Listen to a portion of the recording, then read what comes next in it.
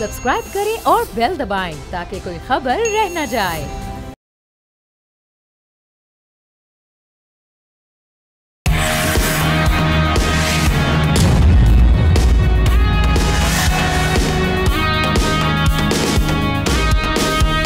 अस्सलामुअलैकुम नाजरीन, आप देख रहे हैं न्यूज़ पंच। मैं हूं आमना खटाना। प्रोग्राम का आगाज़ आज के दिन की अहम कार्रवाई और अदालती खबर से करते हैं। गुज़श्ता रोज़ हमने देखा कि इस्लामाबाद हाई कोर्ट के जजेस को मशकूक खतूत मौसूल हुए, जिनमें से दो में से ऐसा बताया जा रहा था कि एंथ्रॉक्स पाया गया और इस वाक़े का मुकदमा थाना CTD में दर्ज कर लिया गया। लेकिन ये मामला यहाँ थमा नहीं, बल्कि आज पहले लाहौर हाई कोर्ट के हवाले से खबर आई कि उनके जजेस को भी ऐसे ही धमकी आमेज़ मशकूक खतूत मौसूल हुए। लेकिन फिर उसके बाद हमने देखा कि अदालत उज़्मा, सबसे बड़ी मुल्क की जो अदालत है, वहाँ पर चीफ जस्टिस समेत 4 जजेस को भी ऐसे ही धमकी आमेज़ खतूत मौसूल हुए।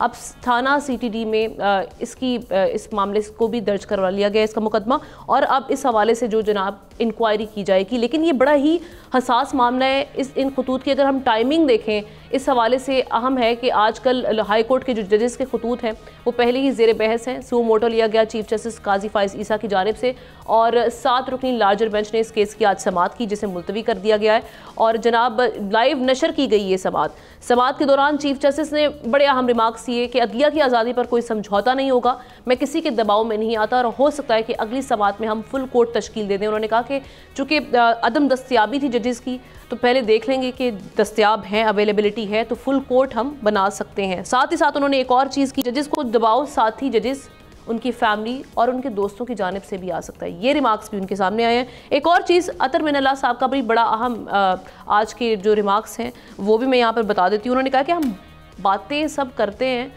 काम कोई नहीं करता। और दूसरा उन्होंने कहा कि हम आंखें बंद नहीं कर सकते, ये तासुर नहीं दे सकते कि हमें कुछ मालूम नहीं, हमें कुछ पता नहीं, जो कुछ हो रहा है सब जानते हैं। तो ये रिमार्क्स कितने अहम हैं आज के केस के। और दूसरा, ये जो धमकी आमेज़ खतूत हैं, इस पर हमारे पैनलिस्ट क्या राय रखते हैं, मैं तारुफ करवा देती हूँ अपने पैनलिस्ट का। हमारे साथ आज स्टूडियोज़ में मौजूद हैं नज़ीर लगारी साहब कराची स्टूडियोज़ में, एहतशामुल हक साहब इस्लामाबाद स्टूडियोज़ में हमारा साथ दे रहे हैं, ज़ाहिर शाह शराजी साहब वीडियो लिंक के ज़रिए पेशावर से हमारा साथ देंगे, शहजादा जुल्फ़िकार साहब कोयटा से वीडियो लिंक के ज़रिए हमारा साथ दे रहे हैं। आप तमाम का बेहद शुक्रिया। एहतशाम साहब, आप इस्लामाबाद में मौजूद हैं, आपसे आगाज़ करती हूँ आज के केस में। पहले तो जो रिमार्क्स आए वो क्या थे, किस तरह से माहौल था अदालती, पहला दिन था आज समाअत का। अभी तो बड़ा प्रीमेच्योर होगा ये कहना कि इस केस से आप अंडरस्टैंड क्या कर रहे हैं, जो सारी सिचुएशन बनी रिमार्क्स को देखते हुए, लेकिन अगेन किस तरह से देख रहे हैं सारी सिचुएशन को, और अगेन वो जो एक धमकी वाला मामला था उसको भी।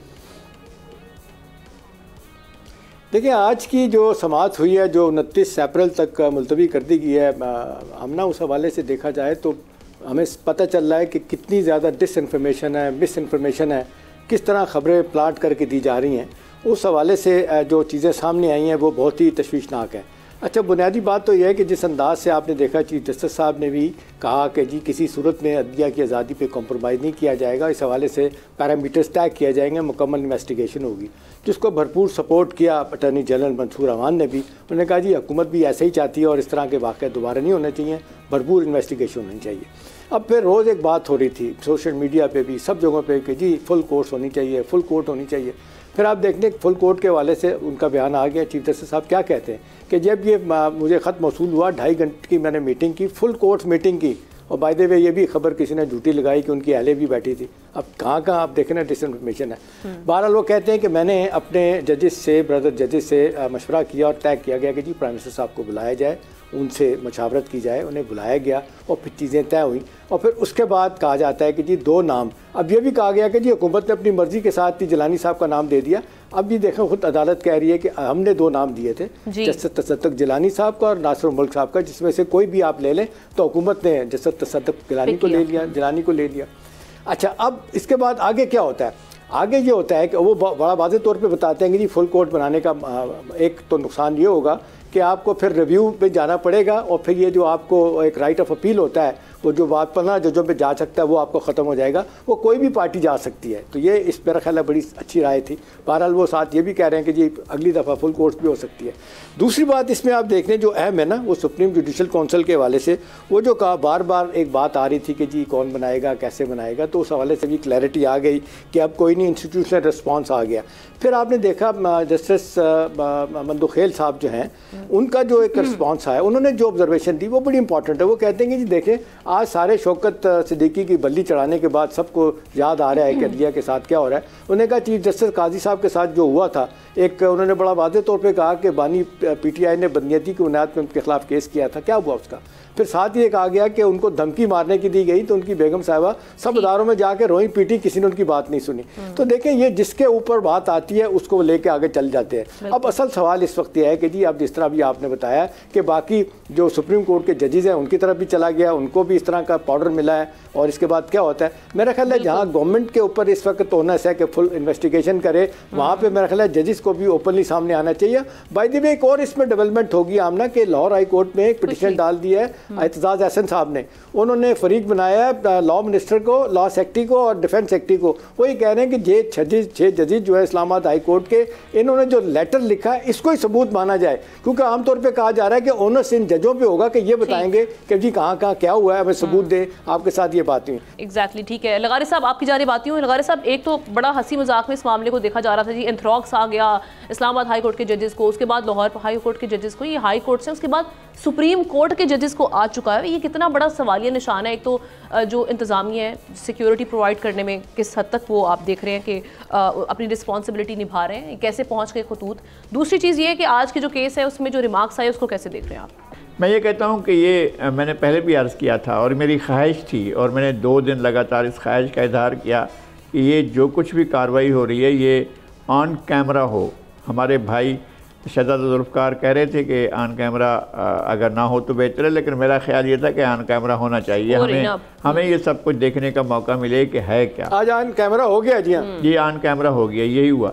और उसके बाद जो है हम ये भी देखना चाहते हैं कि जिन जज साहबान ने खतूत लिखे वो आएँ और अदालत के सामने, सुप्रीम कोर्ट है उसमें कोई भी आ सकते हैं, बल्कि चीफ जस्टिस काजी फ़ायद ईसा बतौर साइल भी पेश हुए, सुप्रीम कोर्ट के जज भी बतौर साइल भी जाकर उन्होंने अदालत में बयानात भी दिए, अपने स्टेटमेंट भी रिकॉर्ड कराया। ये सब कुछ हो चुका है। इसी तरह से ये भी रिकॉर्ड बन सकता है कि हाई कोर्ट के 4 जज साहबान या जिन 6 जज साहबान जिनने वो खत लिखा था वो भी आगे चलकर जाएं और कोर्ट में अपना जो भी नुक्ता नज़र है वो पेश करें और हम देखें। हम तो ये चाहते हैं कि एक पूरी तारीख लिखी जानी चाहिए और लिखी जा रही है, और इस वक्त जो है तारीख बन रही है, और वो ये बन रही है कि ये जो कुछ हमारे सामने हो रहा है अभी हम सब देख भी रहे हैं। और दूसरी बात यह है कि क्या जस्टिस मुनीर से लेकर आज तक जस्टिस बुंदियाल तक पाकिस्तान में अदलिया की तरफ से जो कुछ होता रहा है, अगर ये दबाव में होता रहा है तो फिर ऐसी अदलिया को तो 139वां या 140वां या 145वां या 146वां नंबर ही मिलेगा दुनिया के अंदर, और तो कुछ नहीं होगा। अगर इस तरह से जस्टिस मुनीर जो हैं पहले चीफ जस्टिस बनेंगे, फिर जो है उसके बाद वज़ीर कानून बन जाएंगे, तो मुल्क में यही कुछ होना है जो कुछ हो रहा है।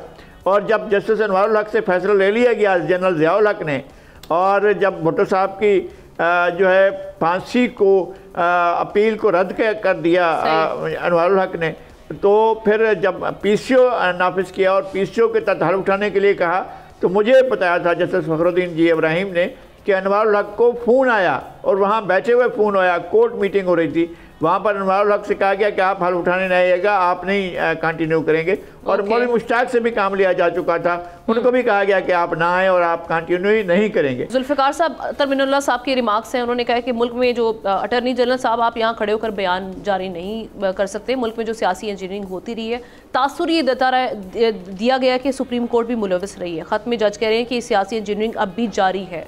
जजेस ने जो उंगली उठाई है वो मुल्क में मुदाखलत की कल्चर की है, और ये सबसे अहम सवाल है। एक तो इस नुक्ते को किस तरह से देख रहे हैं, दूसरा मामला भी आपके सामने है जो जजेस को धमकियां आ रही हैं, उस पर भी आपका कमेंट। देखें, इस पे तो अब 2 राय नहीं है कि मुदाखलत कभी नहीं हुई। लगारी साहब ने बहुत कुछ बता दिया है, शाम साहब जो है उन्होंने काफ़ी कुछ बता दिया। हिस्ट्री हमारी भरी पड़ी है और जज अदलिया बदनाम क्यों हुई है।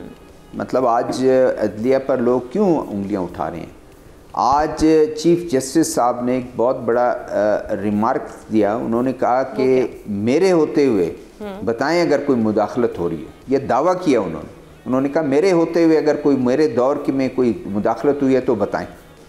तो बात यह है कि अगर ख़ुद चीफ जस्टिस साहब इतने जो हैं वो यकीनी तौर पर कह रहे हैं कि मेरे दौर में कोई जजेस नहीं हुए तो अच्छी बात है, बहुत अच्छी बात है, कॉन्फिडेंट है वो।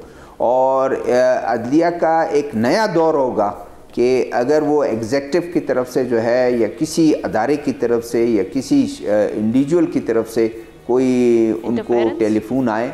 देखें हमेशा अदालत में मुदाखलत उसी वक्त होती है कि जब कोई मानता है, वरना एक अगर शटअप कॉल मिल जाए सवाल ही पैदा नहीं होता, वो बात फैल जाती है और कोई भी जुर्रत नहीं कर सकता कि फ़ोन करे या उनकी चैम्बर में जाएं। यही जजेस अगर ख़ुद रास्ता देते रहे हैं और मुदाखलत जो है वो अपने भाई भतीजा अजीज़ रिश्तेदार को इलेक्शन में जितवाना, उनकी पोस्टिंग कराना, उनकी मुख्तलिफ उसमें वो करना, कारोबार में उनके जो हैं उनको हेल्प करवाना इसी एग्जेक्टिव के थ्रू, तो फिर दायरा है मुदाखलत को क्या बात है। वो तो फिर सब कुछ वो करेंगे और वही समझेंगे कि ये तो हमारे जो हैं हमारे अंडर हैं और सब्जर्विएंट हैं।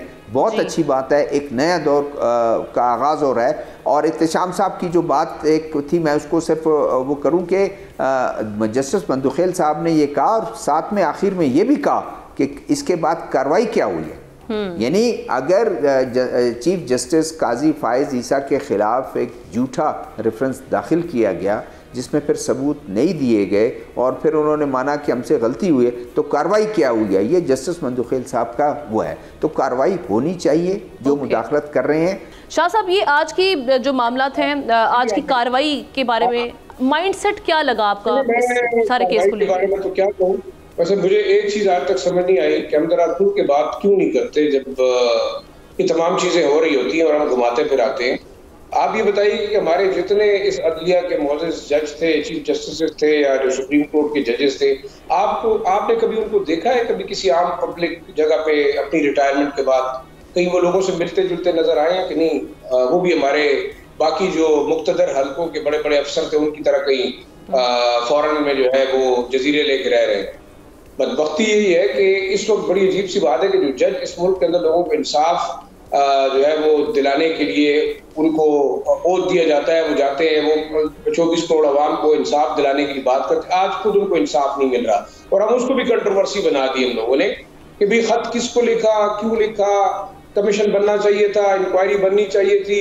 जब उन्होंने अपने चीफ जस्टिस को खत लिखा तो पहले तो अंडर आर्टिकल 184(3) चाहिए था सुप्रीम कोर्ट के चीफ जस्टिस को कि वो खुद ही सुनते।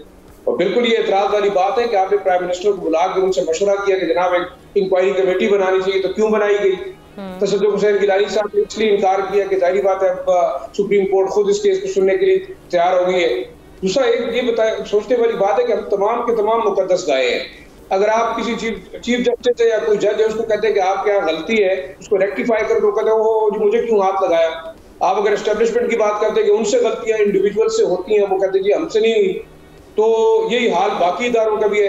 देखिए ये पाकिस्तान के वो लोग हैं जो कि पावरफुल लोग गिने जाते हैं, 7-8 लोग जो कि पाकिस्तान के अंदर जो है उनके मर्जी से फैसले होते हैं और इसमें कोई दूसरी राय नहीं है कि ये मिलजुल के फैसले करते हैं। अब इसमें आप कह रहे हैं कि एग्जीक्यूटिव इंटरफेरेंस कर रहे हैं। एग्जीक्यूटिव इंटरफेरेंस उस वक्त कर रहे हैं कि जब आप उनको स्पेस देते हैं, कि जब आप उनके साथ हैंड इन ग्लव होते हैं, आप जाके मिलते हैं कि जी हमें ये फलां बरात होगी तो हम ये फैसले ऐसे करेंगे, तो जाहिर बात ऐसा तो होगा। अब अगर पहली दफा कोई जजेस ऐसे कह रहे हैं कि हमारे पर प्रेशर था या प्रेशराइज किया जा रहा है या इंटरफेरेंस हो रही है, तो आप उसको प्रूव करें ना। मतलब मसला क्या है, इसकी इन्वेस्टिगेशन करने में, जुडिशियल इंक्वायरी करने में, फुल कोर्ट रेफरेंस के सामने जो है तमाम चीजें कायम रखे जाने चाहिए। और दूसरा, जैसे लगारी साहब ने कहा, आप इसको ओपन ट्रायल करें, दुनिया सुने, कौन सुने, वो तो हो रही है ना। अब वो आगे कह रहे हैं जी। इससे पहले इन्होंने बात हुई कि जनाब वो फायज ईसा साहब के खिलाफ जो रेफरेंस था वो गलत था, तो आज तक किसी ने इन्वेस्टिगेट किया, रेफरेंस दायर किसने करवाया था? बिल्कुल। वो उन्होंने नाम नहीं लिया कि जी वो इंटरफेयर कर रहे हैं। पहले भी उन्होंने दायर कराया था, जिनका नाम ये लोग नहीं लेना चाहते, और अभी भी एग्जेक्टिव का नाम लेके उन्हीं को टारगेट करें। देखिए मैं एक चीज बताऊं, आपके इंस्टीट्यूशन अगर एक दूसरे के मामला में मुदाखलत करेंगे और वो इस मुल्क के अंदर एक इंजीनियर्ड और कंट्रोल डेमोक्रेसी लाएंगे तो अदालत का भी यही हाल होगा। जस्टिस मंसूर अली शाह साहब ने ये कहा है कि हम शुतरमुर्ग की तरह रेत में गर्दन छुपाकर इस मामले से नहीं बच सकते। इस मामले को सिविल जजेस पर दबाव आए तो उसे कैसे महफूज करना होगा, ये संजीदा मामला है, हमें हल करना होगा। उनकी जानिब से ये रिमार्क सामने आए। चले देखते हैं, लेट्स सी आगे जाके ये मामला किस जानिब जाता है, क्या इसका हल निकलता है। एक ब्रेक लेते हैं, ब्रेक के बाद मजीद अहम स्टोरीज पर बात होगी।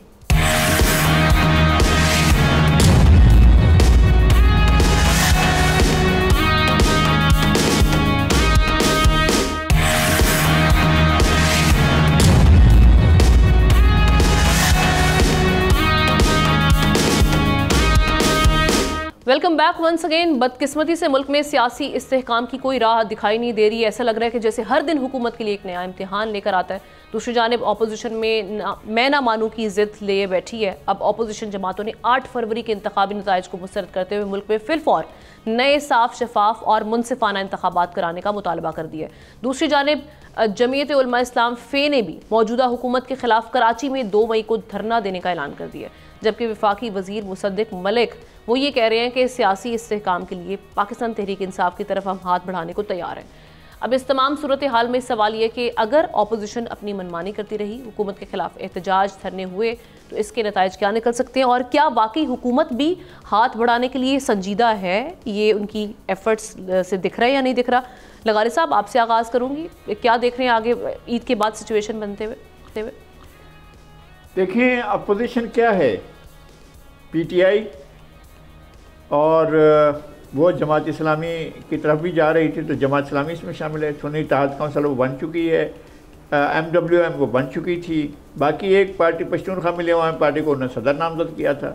अब मेंगल साहब हैं, अब मेंगल साहब को साथ लेकर कोई भी वो करें, मतलब वही है अपोजिशन जो है वही है जो कुछ एक ही जमात की मुख्तलिफ चेहरे बने हुए हैं।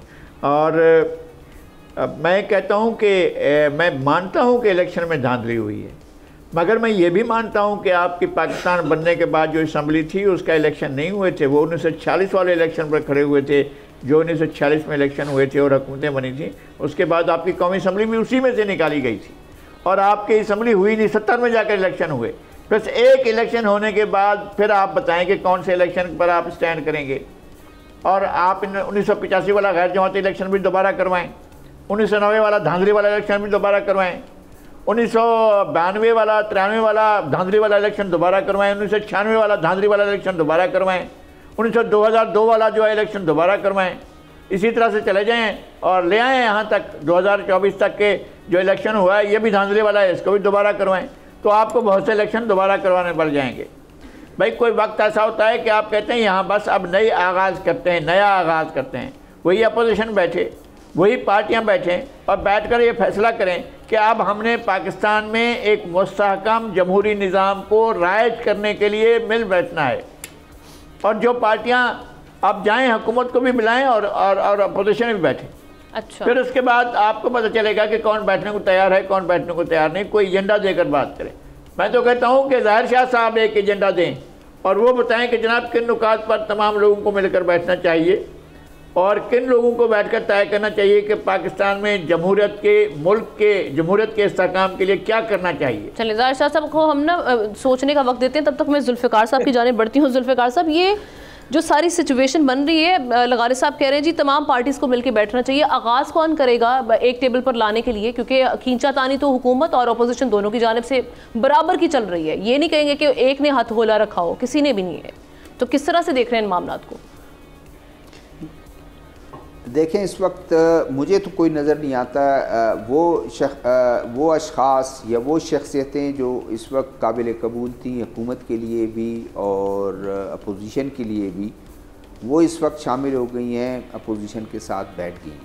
अब जब वो एक किरदार अदा कर सकती हैं, आपके मौलाना फजल रहमान साहब एक किरदार अदा कर सकते हैं, लेकिन वो ख़ुद खफा बैठे हुए हैं कि मुझे तो सीटें ही ना मिली, मुझे तो जो है वो बाज़ लोग कहते हैं कि हंस के कहते हैं कि जी वो कहते हैं कि मुझे मेरा हिस्सा मुझे नहीं मिला। बहरहाल जो बात भी है वो इनको इकट्ठा कर सकते हैं इस वक्त इस निज़ाम को बिल्कुल लगारी साहब बिल्कुल ठीक कहते हैं कि इस निज़ाम की बेहतरी के लिए अब अगर फिर 10 साल 20 साल इसी में गुजर जाएं कि नहीं जी आपने किया था तो मैं क्यों छोड़ूं आपको, उसके बाद वो आएंगे तो उन्होंने कहा कि आपने किया तो मैं नहीं छोड़ूं, वो नहीं, सबको एक नए दौर का आगाज़ करना चाहिए। आज बहुत ही जिस वक्त हम बात कर रहे हैं इस टीवी चैनल पे, आज बहुत अच्छी बात है कि ख़ुद अपनी सिमत तय कर रही है जुडिशरी, और अगर पार्लियामेंट भी बैठ कर इन चीज़ों को तय कर ले, रूल ऑफ द गेम कोई बना ले कि ठीक है इलेक्शन होते रहते हैं, कुछ छोटी मोटी ये कोई शिकायत होती रहती है, लेकिन बड़े पैमाने पर शिकायत का कोई हल निकालें। क्या उन्होंने जो है 2.5 साल के बाद इलेक्शन कराने हैं, 5 साल के बाद कराने हैं, 1 साल के बाद कराने हैं, या इलेक्शन कराना इस मुल्क के लिए फिर वो नहीं है, इकनॉमिक परेशानियां हमारी बहुत ज़्यादा हैं, तो सबको मिल के वो करना चाहिए। मुझे बिल्कुल आपकी बात ठीक है कि इस वक्त कोई किसी की बात नहीं सुन रहा है और सब दोनों तरफ एक दूसरे के हाथ मोड़ने की कोशिश कर रहे हैं, प्रेशर बढ़ा रहे हैं, लेकिन ये होता है कि जब दोनों तरफ से प्रेशर बढ़ता है कहीं ना कहीं आके कहीं रुकता है। मेरे ख्याल में महीने 2 महीने के बाद बजट के बाद ये आपस में कोई ना कोई रास्ता निकल आएगा। शाह साहब, आप एक तो लगारी साहब ने जो कहा है कि आप क्या सोच रहे हैं, क्या स्ट्रेटजी होनी चाहिए, किस तरह से मामला आगे बढ़ाए जाए, सिस्टम को आगे बढ़ना है, मुल्क को आगे बढ़ना है? बिल्कुल, लगारी साहब को बहुत बहुत शुक्रिया। मेरे ज़हन में तो एक बड़ा सादा सा फार्मूला आता है, पता नहीं उससे कोई इत्तेफाक करता है या नहीं। हमारे यहाँ हमारे सियासतदानों को मुल्क और कौम और जमहूरियत का दुख उस वक्त होता है कि जब वो अपोजिशन में होते हैं। तो मैं तो ये समझता हूँ कि इस मुल्क के चलाने और मुल्क को बाकायदा इफेक्टिवली जो है वो रन करने के लिए होना ये चाहिए कि तमाम सियासी जमातें या तो अपोजिशन में हों या तमाम जितनी मुल्क की सियासी जमातें वो हुकूमत में हों। इसके अलावा मैं ये समझता हूँ और वो लोग जो कि इन सियासी जमातों को चलाते हैं उनको इनके ऊपर जो है एक एडवाइजरी बॉडी बना दी जाए तो मेरे ख्याल में मामला बड़े अच्छे हो सकते हैं। देखें, अब इस वक्त जो सूरत हाल है, आप मौलाना फजल रहमान साहब की आप बात कर रहे हैं, तो आपने उनको सदर क्यों नहीं बनने दिया? जब वो पीडीएम के सदर थे तो चाहिए ये था कि वो सदर बनते, वो जरदारी साहब ने ले लिया। फिर आपने ये कहा कि चले हम तक ये कहते हैं कि तहरीक इंसाफ जो है वो सूबे में खैबर पख्तूनख्वा में हुकूमत लेगी, पंजाब में जो है वो PMLN लेगी और बलूचिस्तान में हम एक मिक्स कल्चर लेके आएंगे, लेकिन आपने वो भी ना किया। होना ये चाहिए था कि आप मैंडेट को छोड़े थे कि हम ये नहीं मानते कि पाकिस्तान के अंदर इलेक्शन अच्छे या बुरे हैं, और जैसे लगारी साहब ने कहा कि इलेक्शन है जिसको आप डिमांड करेंगे कि फेयर था, उसको जो है वो कबूल किया जाना चाहिए।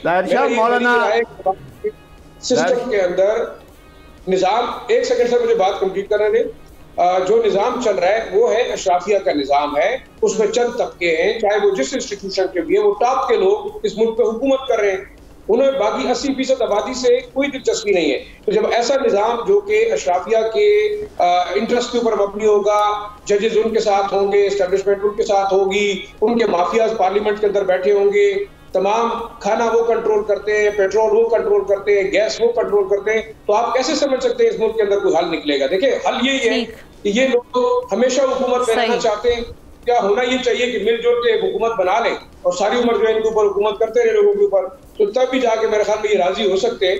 अदरवाइज मैं नहीं समझता कि कलिश जो है वो खत्म होगी या लड़ते रहेंगे, वही वाले मामला चलते रहेंगे। लगारी साहब क्विकली ऐड कर लें, फिर मैं एक जुमला मैंने कहा था कि मौलाना हारे खैबर पख्तूनख्वा से, जीते बलूचिस्तान से, एहतजाज वो कराची में कर रहे हैं। इंटरेस्टिंग, क्या माइंडसेट है? एक मिनट में आखिरी बात, वो लगारी साहब मैं आपको रिस्पॉन्ड करना चाहता था। मौलाना साहब असल में जरदारी साहब से नाराज हैं और जबरदस्त, इसलिए उन्हीं के अगेंस्ट एहतजाज वोट भी दिया, नाराज नहीं है। एहतशाम साहब, एक तो यही वाली बात कि JUIF अलग एहतजाज क्यों करी है, PTI के साथ क्या कंफर्टेबल नहीं है, क्या सिचुएशन है, मौलाना साहब का माइंडसेट क्या है? दूसरा ये कि जो ईद के बाद क्या सिचुएशन बनती हुई देख रहे हैं आप?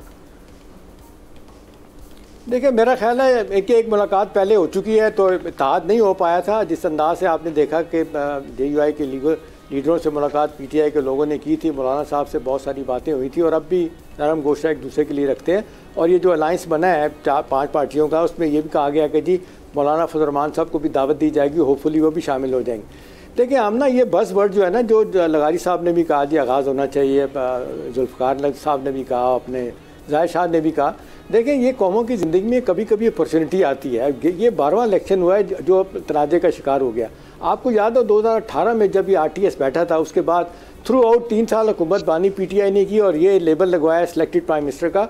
उस वक्त कहा गया कि जी 16 माह की हुकूमत जो बनी थी, बल्कि उस इन्हीं की हुकूमत के दौरान कहा गया कि जी आए इंतखाबी इस्लाहात करते हैं, उसका एक बिल पास करवाते हैं पार्लियामेंट से और कंसेंसस के साथ चीज़ें तय करते हैं ताकि आज के बाद कोई इस पर कोई हाथ उंगली ना उठाए। लेकिन आपने देखा उन्होंने कहा हम नहीं करेंगे। RTS बैठने के बाद फिर इन्होंने PTI की हुकूमत ने अपना एक निशान बताया कि जी वो एक मशीन के जरिए करेंगे जो अमेरिका में भी होती है। भाई उस पर आप कंसेंसस करवा लेते, सियासी जमातों से हाथ मिला लेते। मसला तो इनका यहाँ तक किसी को मुंह नहीं लगाना, किसी से बात नहीं करनी। नतीजा ये हुआ कि चीज़ें दूर से दूर चली गई। अभी यही है कि दोबारा जो हल इसका है, ये शराफिया वारफिया को छोड़ें, इनका पोलिटिकल इंटरेस्ट सियासी जमातों का है। जब ये रोते हैं तो भाई बैठ के रूल्स ऑफ द गेम तय करें ना कि आज ये हमने इंतखाबी इस्लाहात करते हैं, क्या करने की ज़रूरत है ताकि आइंदा मौका ना मिले। हिंदुस्तान का इलेक्शन कमीशन जितना आज़ाद है, वहाँ किसी जज को लगाने की ज़रूरत नहीं होती है। ब्यूरोक्रेट करा रहा होता है, कोई वहाँ पे अबूरी हुकूमत नहीं आती, बहुत सारे मुल्कों में नहीं आती। ये गंद अबूरी हुकूमत वाला बांग्लादेश में ना। तो अभी जो मौजूदा हुकूमत है वो भी वही कर रही है, वाइस वर्सा चल रहा है कि उन्होंने उस वक्त हाथ नहीं मिलाया था, हम भी अब सिचुएशन को आगे नहीं बढ़ने देंगे। अब मुल्क का नुकसान तो वारियां लगी हुई है ना यहाँ पे। तो जिस नहीं आप सही कह रही हैं, आप सही कह रही हैं, लेकिन जिस अंदाज से इन्होंने कहा कि जी 4 हल्के खोले जाएं, 5 हल्के खोले जाएं, 3 हल्के तो खोल दिए इन्होंने। अभी 32 टोटल इन्होंने उजरदारियाँ दी हैं, जबकि क्लेम उनका है कि जी 70 जगहों पे धांधली हुई है। अब यह है कि यहाँ कोई कन्वर्जेंस ऑफ इंटरेस्ट तो होना चाहिए ना। आप बात करने के लिए तैयार हो ना। अभी आप देख लें जिस अंदाज से PTI को एक मौका मिला था, सब लोग कहते हैं कि मौका गवा दिया इन्होंने कि नहीं मैंने जरदारी साहब से हाथ नहीं मिलाना, नून से नहीं मिलाना, वरना जरदारी साहब तो चाह रहे थे कि नून को लहदा करके इनके साथ बैठ जाए। देखिए अपना नुकसान चाह रहे थे, लेकिन सही बात आपकी कि बस यही है। ठीक है, कहीं ना कहीं कॉम्प्रोमाइज़ करना पड़ेगा, फ्लेक्सिबिलिटी दोनों साइड्स को दिखानी पड़ेगी, फिर जो वे फॉरवर्ड है वो होगा।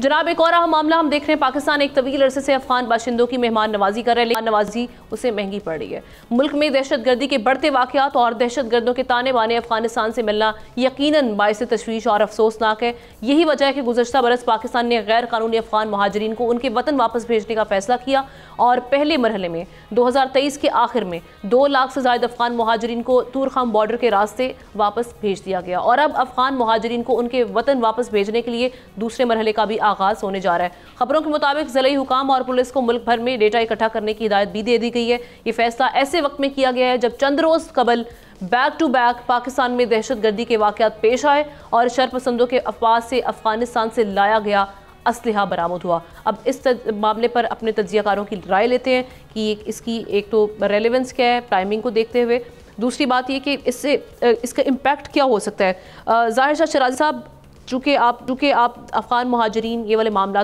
पेशावर से भी वहाँ पे बड़ी तादाद में जा रहे हैं, उसके अलावा हम देख रहे हैं कि बलूचिस्तान से भी, तो सर आपसे आगाज़ करते हैं, किस तरह से देख रहे हैं इस मामले को? देखिए, मेरे ख्याल में अफगान महाजरीन की वापसी, इलीगल जो अफगान महाजरीन है उनकी वापसी तो बिल्कुल एक जायज़ पाकिस्तान का मुतालबा है, जो कि तकरीबन 3-4 मिलियन तक कैलकुलेटेड है। पिछली दफ़ा सिर्फ 0.5 मिलियन वापस गए। इस दफ़ा जो POR या प्रूफ ऑफ रजिस्ट्रेशन कार्ड रखने वाले जो महाजरीन हैं उनको भी पहले फेज में कह रहे हैं कि तकरीबन 10 लाख के करीब उनको वापस भिजवाया जाएगा और इसके लिए बाकायदा 30 अप्रैल तक मैपिंग होगी और ईद के बाद शायद जो है बाकायदा प्रोसेस शुरू किया जाएगा। मैं ये समझता हूँ कि देखें, जो इसको हम अलग नहीं कर सकते, इसको हमने लिंक रखना है उन दहशतगर्दी की कार्रवाइयों के साथ और उन दहशतगर्दी के वाक़यात के साथ जो कि पाकिस्तान की इकॉनमी को हिट करने के लिए हो रहे हैं और उसका मंबा जो है वो हमेशा से अफगानिस्तान रहा है। पिछले तकरीबन आप देख लें 104 हमलों में से कम जितने हमले हुए उसमें से 90% ऐसे थे जिनकी प्लानिंग अफगानिस्तान के अंदर हुई और वो वहाँ से बाकायदा एग्जीक्यूट हुए। अब TTP के खिलाफ क्यों अफगान हुकूमत एक्शन नहीं ले रही, ETIM के खिलाफ क्यों नहीं ले रही, DLA के खिलाफ क्यों नहीं ले रही, BNA के खिलाफ क्यों नहीं ले रही? एक वजह तो ये है कि शायद वो ले सकती है, उसकी इतनी कैपेसिटी नहीं है, या वो नहीं लेना चाहती, ये तो सवाल है। अब पाकिस्तान डिप्लोमेटिकली एक प्रेशर तो ये बढ़ा सकता है कि तजारत के हवाले से जो है वो प्रेशर डाले काबुल के ऊपर। दूसरा, जो इलीगल अफगान रेफ्यूजीज थे वो मैसेज किया गया कि ये लोग वापस जाएंगे और बाकी जो लीगल इकोनॉमिक माइग्रेंट्स हैं वो हमारी सूबों की इकोनॉमी और मुल्क की इकोनॉमी को बड़ा बुरी तरह हिट कर रहे हैं, क्योंकि ना उनके रजिस्ट्रेशन है, ना वो टैक्स अदा करते हैं, ना वो मुल्क के अंदर प्रॉपर लीगल कारोबार करते हैं। वो तमाम कारोबार हुंडी के थ्रू और इलीगल तरीकों से होता रहा। तो मेरे ख्याल में एक वजह ये भी है। टू प्रॉन्ग पॉलिसी पाकिस्तान की नजर आ रही है। एक तो उन्होंने दुनिया को भी कन्वे कर दिया कि अगर अफगानिस्तान की ज़मीन पाकिस्तान के खिलाफ इस्तेमाल होती है तो तमाम रीजन वोलेटाइल होगा, तमाम रीजन के अंदर इनसिक्योरिटी होगी। दूसरा जो वो डिप्लोमेटिकली तिजारत के थ्रू और अफगान रेफ्यूजीज की वापसी के थ्रू काबुल गवर्नमेंट को प्रेशराइज कर सकते हैं कि वो इन दहशतगर्दों के खिलाफ बाकायदा एक्शन ले, पाकिस्तान के साथ इंटेलिजेंस शेयरिंग करे, मिलजुल के कार्रवाइयाँ करे, दहशतगर्दी को खत्म किया जा सके। और आखिरी बात देखिए, अमेरिका ने बड़ा वाज़ेह बता दिया है इस्तेमाल नहीं करते। ठीक है, तो ये मेरे ख्याल में एक बड़ा टेक्टफुल जो है वो पाकिस्तान की स्ट्रेटजी है कि वो अफगान रेफ्यूजीज को वापस भेजे। ठीक है जुल्फिकार साहब, बलूचिस्तान भी दहशतगर्दों के निशाने पर रहा है, इसमें उनको भी बड़ा सफ़र करना पड़ा है जैसे पख्तूनख्वा को। तो ये सारी सिचुएशन में अब जो रजिस्टर्ड अफगानों का जाना, इनको भेजना, ये एक तो कितना बड़ा दहशतगर्दी को कंट्रोल करने में एक फैक्टर साबित होगा। दूसरा इसके ये वाला भी एक साइड देखी जाए जिसमें अफगानिस्तान की जानिब से हमें मज़ीद तनकीद या हेटरेट का सामना रहेगा। इंसानी हुकूक के इदारों की जानिब से भी तनकीद है और UN की जानिब से भी तहफ़्फ़ुज़ात हैं। तो पाकिस्तान कहाँ खड़ा है सारी सिचुएशन में? इसमें आमना जो असल बात है कि इतने अरसे से 43 साल 44 साल से कुछ नहीं हुआ और कभी कुछ नहीं किया जा सका, या गवर्नमेंट की पॉलिटिकल विल नहीं थी। क्यों नहीं थी? क्या वजह थी? यही थी कि आज दहशतगर्दी की इतनी कार्रवाइयाँ जब हो रही हैं तो दहशतगर्दी की कार्रवाइयाँ इनके जाने से कितनी रुकेंगी, कितनी नहीं रुकेंगी। लेकिन इम्पॉर्टेंट बात यह है कि गवर्नमेंट ऑफ पाकिस्तान तो एक प्रेशर बढ़ा रहा है अफगान हुकूमत पे या अफगान रिजीम, तालिबान रिजीम पे। तालिबान रिजीम किसी सूरत में भी ये कबूल करने के लिए तैयार नहीं है प्रेशर कि जो लोग वहाँ TTP के जितने वहाँ पर लोग मौजूद हैं, उनके लीडरशिप मौजूद है, जो फैसिलिटीज़ दी गई, जो उनके कैंप्स हैं, वो उनको रोकें। पाकिस्तान तो ये कहता रहा है कि भाई आप इनको हमारे हवाले कर दें, हवाले नहीं करते हैं तो आप इनको रोकें कि ये इस तरह की कार्रवाइयाँ इनको निकाल दें अपने मुल्क से।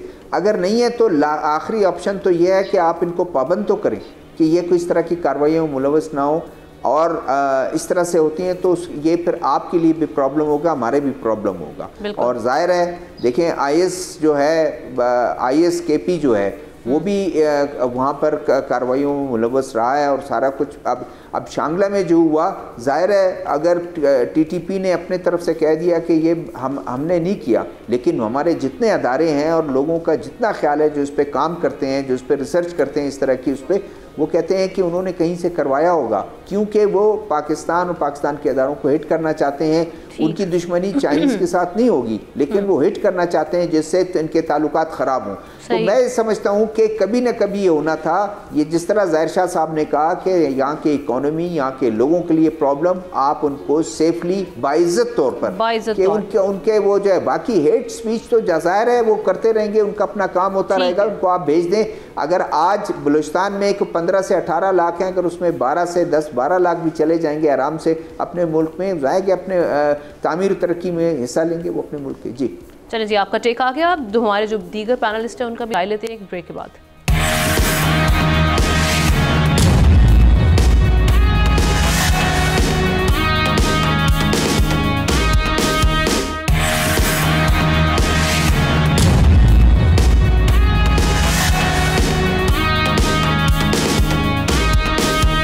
Welcome back once again. Afghanistan के साथ जो पाकिस्तान के एक तो मामलात हैं, उस सारी सिचुएशन में अफगान मुहाजिरीन की वापसी एक बार फिर से शुरू होने जा रही है। पाकिस्तान को इन मामलात को किस तरह से देखना है, हमारे पैनलिस्ट की राय हम इस हवाले से जान रहे हैं। एहतशाम साहब, आपका इस पर टेक? ना जो बार बार अफगान हुकूमत, जब भी पाकिस्तान ने मसला उठाया कि जी आपके यहाँ दहशतगर्द बैठे हुए हैं 3000 के करीब TTP में, नूरस्तान, कुन्नड़ और एक और 2 जगहों पे बैठे हुए हैं, तो उनको आप हमें दें या निकाला जाए, तो नहीं निकालते। और फिर जब बात होती थी तो जवाब ये आता था कि जी आप अपने घर को ठीक करें। अब हुकूमत पाकिस्तान और रियासत कहती है कि जब अपने घर को ठीक कर रहे हैं, और उसमें पहला काम ये 2200 किलोमीटर जो बॉर्डर है इसको हमने बाढ़ करना है और उस पर फेंस लगानी है, जो बड़ी हद तक लग गई है, कई जगहों पर तोड़ने की भी कोशिश की है। और दूसरा जो वहाँ पर इल्लीगल लोग रह रहे हैं हम उनको निकालेंगे। अब इलीगल के बाद जिस तरह अभी बताया गया कि रजिस्टर्ड माजीन को भी वापस भेजा जाएगा, तो वो भेजने का एक काम शुरू हो गया।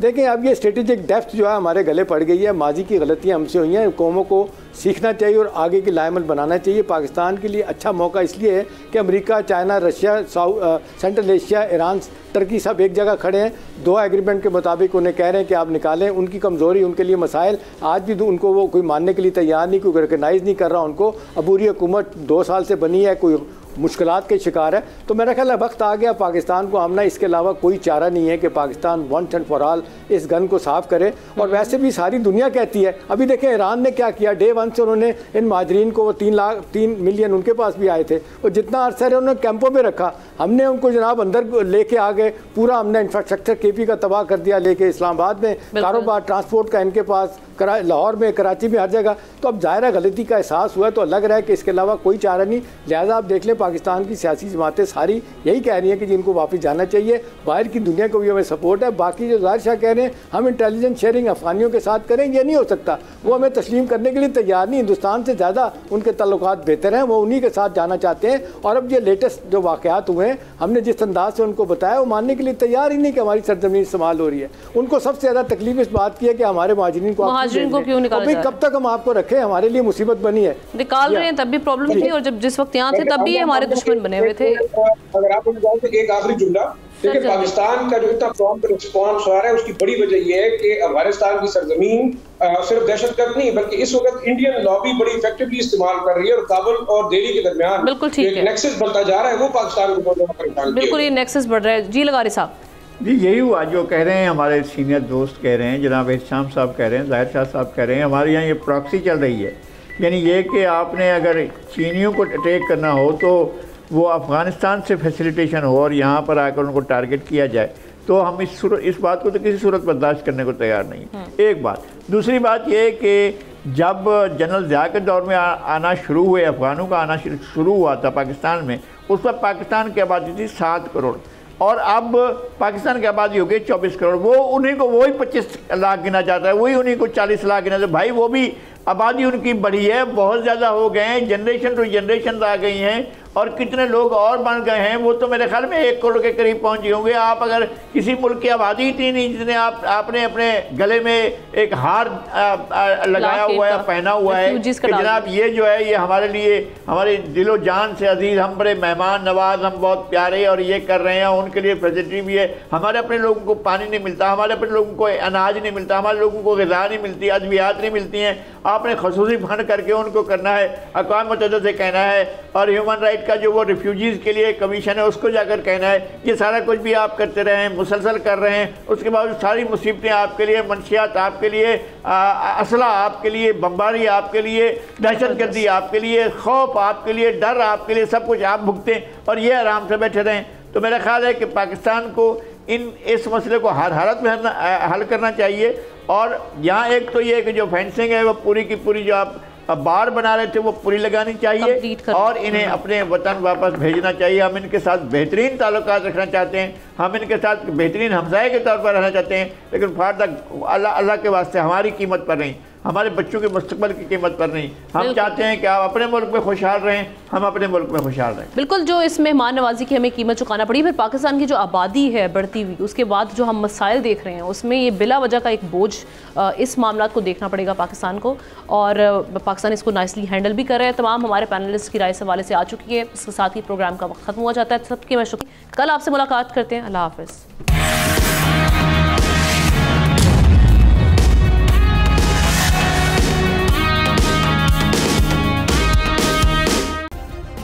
सब्सक्राइब करें और बेल दबाएं ताकि कोई खबर रह न जाए।